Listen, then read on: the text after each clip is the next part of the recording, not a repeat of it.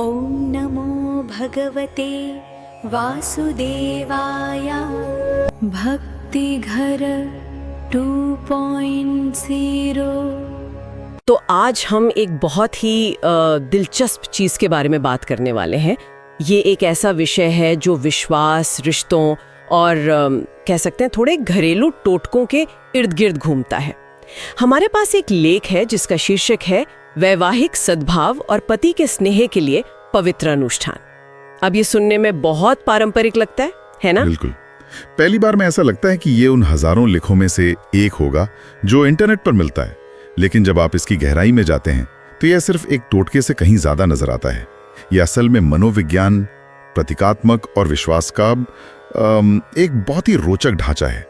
ये इस बात को देखता है कि कैसे छोटे प्रतीकात्मक कार्य हमारे अपने व्यवहार और मानसिकता को बदल सकते हैं। हाँ, यही वो एंगल है जिसने मुझे सबसे ज्यादा आकर्षित किया।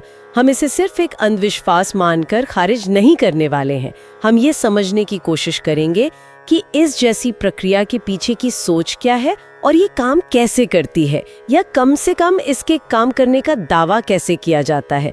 तो चलिए इस अनोखे मनोवैज्ञानिक ब्लूप्रिंट को परत दर परत खोलते हैं जो आस्था के लिबास में लिपटा हुआ है। और शुरू करने के लिए सबसे अच्छी जगह है इसका आधार। लेख शुरू में ही एक बात साफ कर देता है, ये कोई काला जादू या तंत्र मंत्र नहीं है। इसे 100% सात्विक उपाय बताया गया है जो हनुमान जी की कृपा और सकारात्मक ऊर्जा पर आधारित है। यह इसे तुरंत एक आध्यात्मिक अभ्यास के दायरे में ले आता है जहां इरादे की पवित्रता सबसे ज्यादा मायने रखती है। ठीक है, तो मंच तैयार है। ये एक सात्विक उपाय है। अब सबसे पहला और सबसे खास नियम, इसे केवल मंगलवार की रात को ही करना है। सिर्फ मंगलवार ही क्यों? हफ्ते की किसी और दिन क्यों नहीं? मुझे लगता है इसके पीछे कोई ठोस वजह बताई गई होगी। हाँ, और वजह एक नहीं बल्कि दो हैं जो अध्यात्म और ज्योतिष दोनों को जोड़ती हैं। पहली वजह तो सीधी साधी आध्यात्मिक है। मंगलवार का दिन हनुमान जी का माना जाता है, जिन्हें संकट मोचन भी कहते हैं। संकटों को हरने वाले। बिल्कुल, यानी संकटों को हरने वाले।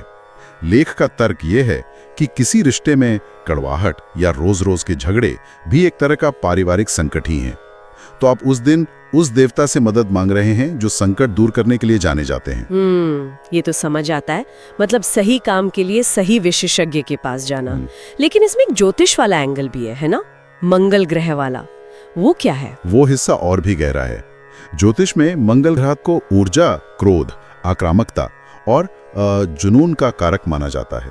तो लेख ये कहता है कि अगर घर में बहुत ज्यादा लड़ाई झगड़ा हो रहा है तो इसका मतलब है कि घर में मंगल की ऊर्जा असंतुलित या भारी है। ये ऊर्जा जरूरत से ज्यादा आक्रामक हो गई है। अच्छा, तो ये उपाय उस मंगल की उग्र ऊर्जा को शांत करने के लिए है, जैसे किसी गर्म इंजन को ठंडा करना। बिल्कुल वैसा ही। ये उस ग्रह की नकारात्मक ऊर्जा को सकारात्मक में बदलने का एक प्रतीकात्मक प्रयास है।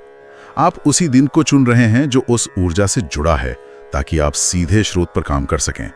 ये सिर्फ एक दिन का चुनाव नहीं है, ये समस्या की जड़ पर प्रतीकात्मक रूप से हमला करने जैसा है। वाह, मतलब समय का चुनाव भी रणनीति का हिस्सा है। जी ठीक है, तो दिन तय हो गया। अब आते हैं उन चीजों पर जिनका इस्तेमाल होना है। इस ऑपरेशन के लिए जो सामान चाहिए वो बहुत ही आम है। कपूर की एक छोटी टिकिया और एक चुटकी सिंदूर। पहली नजर में इन दोनों का आपस में कोई लेना देना नहीं लगता। एक पूजा में इस्तेमाल होता है, दूसरा श्रृंगार में। इनका क्या काम है यहाँ? यहीं पर इस पूरे अनुष्ठान का सार छिपा है। ये सिर्फ दो चीजें नहीं हैं, ये दो शक्तिशाली प्रतीक हैं जो एक दूसरे के पूरक के तौर पर काम करते हैं। ये हटाने और भरने के सिद्धांत पर काम करते हैं। हटाना और भरना, इसे थोड़ा और समझाइए। पहले कपूर की बात करते हैं। लेख के अनुसार कपूर में अपने आसपास की नकारात्मकता को सोखने की शक्ति होती है। आप सोचिए, कपूर का भौतिक गुण क्या है? जब आप इसे जलाते हैं या खुला छोड़ देते हैं तो ये ठोस से सीधे गैस में बदल जाता है, गायब हो जाता है। हाँ, और पीछे बस एक तेज पवित्र सुगंध छोड़ जाता है। हाँ, ये तो है, वो हवा में घुल जाता है। बिल्कुल। तो यहाँ कपूर एक तरह के आध्यात्मिक स्पंज या वैक्यूम क्लीनर की तरह काम कर रहा है। ये प्रतीक है उस प्रक्रिया का जहाँ रिश्ते में मौजूद सारी कड़वाहट, गुस्सा, नकारात्मक विचार सब कुछ सोख लिया जाता है। उसे एक जगह इकट्ठा कर लिया जाता है ताकि उसे हटाया जा सके। समझ गए, कपूर नकारात्मकता को हटाने के लिए है। तो फिर सिंदूर, वो क्या भर रहा है? सिंदूर उस खाली हुई जगह को भरने का प्रतीक है। सिंदूर भारतीय संस्कृति में सिर्फ एक लाल पाउडर नहीं है, ये सुहाग, सौभाग्य, प्रेम और वैवाहिक प्रतिबद्धता का सबसे बड़ा प्रतीक है। तो जहां एक तरफ कपूर नकारात्मकता को खींचकर बाहर निकाल रहा है, वहीं सिंदूर उस खाली जगह को सकारात्मकता, प्रेम और रिश्ते की मजबूती से भर रहा है। एक चीज सफाई कर रही है और दूसरी उसकी जगह खूबसूरत चीज स्थापित कर रही है। ये एक अद्भुत संतुलन है। ये तो सच में बहुत गहरा है। मतलब ये कोई रैंडम चीजें नहीं है, इनके चुने जाने के पीछे एक पूरी सोच है। ठीक है, तो हमें क्यों और क्या पता चल गया है। अब आते हैं कैसे पर। इसे करने की विधि क्या है? लेख में इसे लेकर काफी विस्तार से बताया गया है। हाँ, और अनुष्ठानों में प्रक्रिया का हर कदम मायने रखता है, क्योंकि हर कदम का अपना एक प्रतीकात्मक अर्थ होता है। ये सिर्फ निर्देशों की एक सूची नहीं है, बल्कि एक ध्यानपूर्वक की जाने वाली क्रिया है। तो चलिए इस प्रक्रिया को देखते हैं। लेख कहता है कि एक नाटक की तरह है, जिसके 2 अंक हैं। पहला अंग मंगलवार की रात। पहला कदम है सोने से पहले हाथ मुंह धोकर शुद्ध होना। ये तैयारी है अपने मन को शांत करने और इरादे को साफ करने के लिए। ये एक तरह से खुद को उस मानसिक स्थिति में लाने जैसा है जहां आप विश्वास के साथ ये कार्य कर सकें। अगर आप तनाव या गुस्से में हैं तो शायद आपका इरादा उतना मजबूत नहीं होगा। बिल्कुल। दूसरा कदम एक साफ कागज में थोड़ा सिंदूर और देसी कपूर का एक टुकड़ा रखना। यहाँ देसी शब्द पर जोर दिया गया है, शायद उसकी शुद्धता की वजह से। फिर आता है तीसरा और सबसे महत्वपूर्ण कदम, प्रार्थना। इस पुड़िया को हाथ में रखकर हनुमान जी का ध्यान करना है और मन ही मन एक बहुत ही विशिष्ट प्रार्थना करनी है। और वो प्रार्थना ही इस पूरी क्रिया का दिल है। प्रार्थना है, मेरे पति के मन से सारा क्रोध और नकारात्मक विचार दूर हो जाएं और हमारे रिश्ते में प्रेम बढ़े। ये कोई अस्पष्ट इच्छा नहीं है, ये एक बहुत ही केंद्रित इरादा है, जिसे कहते हैं फोकस्ड इंटेंशन। आप ठीक ठीक बता रहे हैं कि आप क्या हटाना चाहते हैं, क्रोध और नकारात्मकता, और उसकी जगह क्या स्थापित करना चाहते हैं, प्रेम। ये इस भौतिक क्रिया को एक आध्यात्मिक दिशा देता है। और फिर आता है चौथा कदम, जो मुख्य क्रिया है। इस पुड़िया को चुपचाप पति के तकिए के नीचे रख देना है। लेख में इस बात पर बहुत जोर है कि ये करते हुए आपको कोई देखे नहीं, कोई टोके नहीं। ये गोपनीयता वाला हिस्सा मुझे बड़ा दिलचस्प लगा। ऐसा क्यों है कि इसे चोरी छिपे करना है? इसके पीछे भी एक मनोवैज्ञानिक कारण है। जब आप कोई काम पूरी तरह से गुप्त रखते हैं तो आप उसे बाहरी दुनिया के संदेह और नकारात्मकता से बचाते हैं। सोचिए, अगर किसी ने देख लिया और पूछ लिया, ये क्या कर रही हो, इन सब से कुछ नहीं होता, तो उसी पल आपके अपने मन में भी संदेह का बीज पड़ सकता है। सही बात है। किसी का एक मजाक भी आपके पूरे विश्वास को हिला सकता है। बिल्कुल। तो ये गोपनीयता आपके अपने इरादे और एकाग्रता को बचाने के लिए एक ढाल की तरह है। ये उस क्रिया के लिए एक सुरक्षित मानसिक जगह बनाती है ताकि वो बिना किसी बाधा के काम कर सकें। पारंपरिक मान्यताओं में टोक लगने से ऊर्जा भंग हो जाती है और यह उसी का व्यवहारिक रूप है। तो यहाँ मंगलवार की रात का काम खत्म होता है, लेकिन कहानी यहीं खत्म नहीं होती। असली क्लाइमैक्स तो अगली सुबह यानी बुधवार को होना है। हाँ, ये एक चक्र को पूरा करने जैसा है। रात में जो प्रक्रिया शुरू हुई थी, उसका फल और समापन सुबह की क्रियाओं पर निर्भर करता है। तो बुधवार सुबह पति के उठने से पहले या उनके काम पर जाने के बाद उस पुड़िया को तकिए से निकालना है। अब उस कपूर और सिंदूर का क्या करना है, ये इस पूरे अनुष्ठान का सबसे शक्तिशाली हिस्सा है। पहले कपूर। लेख कहता है कि कपूर को घर के बाहर या बालकनी में किसी मिट्टी के बर्तन में जला देना है। और जरा इसके प्रतीक की शक्ति को समझिए। रात भर कपूर ने प्रतीकात्मक रूप से जो भी नकारात्मकता, क्रोध, कड़वाहट, बुरे विचार सोखी थी, सुबह आप उसे अग्नि के हवाले कर रहे हैं। आप उसे जलाकर राख कर रहे हैं। ये एक शुद्धिकरण की क्रिया है। आप अपनी आंखों से उन सभी नकारात्मक चीजों को नष्ट होते हुए देख रहे हैं जो आपके रिश्ते को नुकसान पहुंचा रही थीं। ये दिमाग पर एक बहुत गहरा असर डालता है।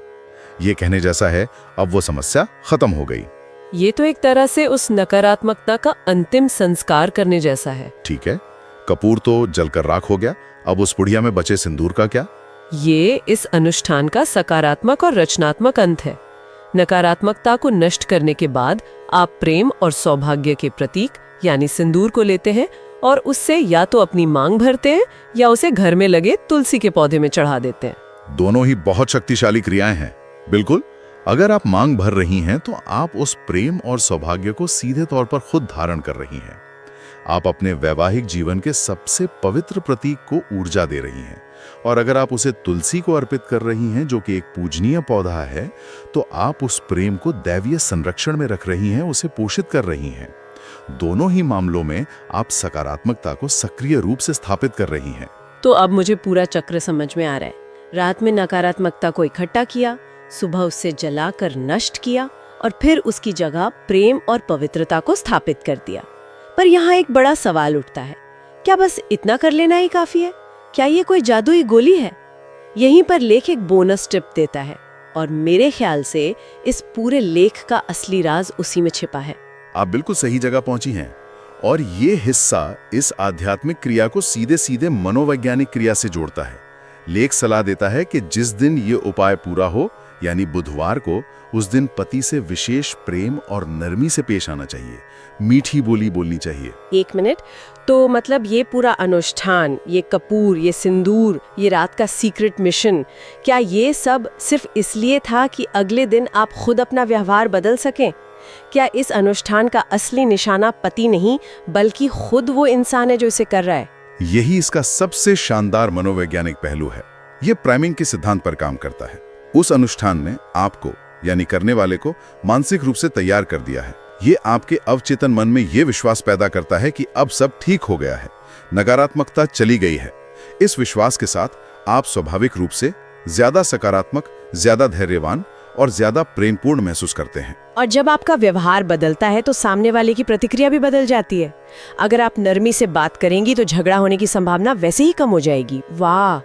तो ये अनुष्ठान आपके खुद के व्यवहार को बदलने के लिए एक उत्प्रेरक का काम कर रहा है, एक कैटलिस्ट। बिल्कुल। लेख का तर्क है कि उपाय पति के अवचेतन से कड़वाहट खींचता है और आपकी मीठी बोली उसमें प्यार भरती है। ये असल में एक ही सिक्के के दो पहलू हैं। अनुष्ठान ने एक सकारात्मक माहौल बनाया और आपके बदले हुए व्यवहार ने उस माहौल को हकीकत में बदल दिया। लेख में ये भी लिखा है कि इसे 5 या 7 मंगलवार तक लगातार करने से असर दिखता है। शायद ये आदत और विश्वास को पक्का करने के लिए है। किसी भी नए व्यवहार को आदत बनने में समय लगता है। इसे दोहराने से आपका इरादा और विश्वास दोनों मजबूत होते हैं। धीरे धीरे आपका बदला हुआ व्यवहार स्थायी हो जाता है और रिश्ते की पूरी गतिशीलता ही बदल सकती है। तो कुल मिलाकर हम एक ऐसे स्रोत को देख रहे हैं जो पहली नजर में एक साधारण टोटका लगता है, लेकिन असल में यह आस्था, ज्योतिष, प्रतीकवाद और व्यवहारिक मनोविज्ञान का एक बेहतरीन मिश्रण है। यह पूरा ढांचा इस विश्वास पर काम करता है कि एक केंद्रित इरादे और सकारात्मक कार्यों से न सिर्फ दैवीय सहायता मिलती है, बल्कि हम खुद को भी बदलने की शक्ति रखते हैं। यह हमें दिखाता है कि कैसे सदियों से इंसान अपने जीवन की जटिल समस्याओं, जैसे रिश्तों में तनाव, के समाधान के लिए प्रतीकों और अनुष्ठानों का सहारा लेता आया है। ये अनुष्ठान हमें एक तरह का नियंत्रण और आशा देते हैं, और सबसे महत्वपूर्ण बात, यह हमें कार्रवाई करने के लिए एक स्पष्ट रास्ता दिखाते हैं। तो इस पूरी बातचीत से जो सबसे बड़ा सबक मिलता है वो ये है कि ये उपाय सिर्फ कुछ चीजों को तकिए के नीचे रखने और जलाने के बारे में नहीं है। ये अपने इरादों को केंद्रित करने, नकारात्मकता को दूर करने की कल्पना करने और फिर उस विश्वास के आधार पर अपने व्यवहार में वास्तविक सकारात्मक बदलाव लाने का एक पूरा सिस्टम है। और यहीं से बातचीत एक ज्यादा बड़े और व्यक्तिगत सवाल पर आके खत्म होती है। इस विशिष्ट अनुष्ठान से परे हम सब अपने जीवन में सकारात्मक बदलाव लाने के लिए केंद्रित इरादे और प्रतीकात्मक कार्यों की शक्ति का उपयोग कैसे कर सकते हैं। हो सकता है हमारे लिए वो कपूर जलाना ना हो, बल्कि किसी कागज पर अपनी सारी चिंताएं लिखकर उसे फाड़ देना हो सकता है वो सिंदूर लगाना ना हो, बल्कि कोई ऐसा परफ्यूम लगाना हो जो हमें किसी खुशी के पल की याद दिलाता हो। सवाल यह है कि हम अपने लिए ऐसे कौन से छोटे व्यक्तिगत अनुष्ठान बना सकते हैं जो पहले हमारी अपनी मानसिकता को बदलें और फिर उसके जरिए हमारी दुनिया को।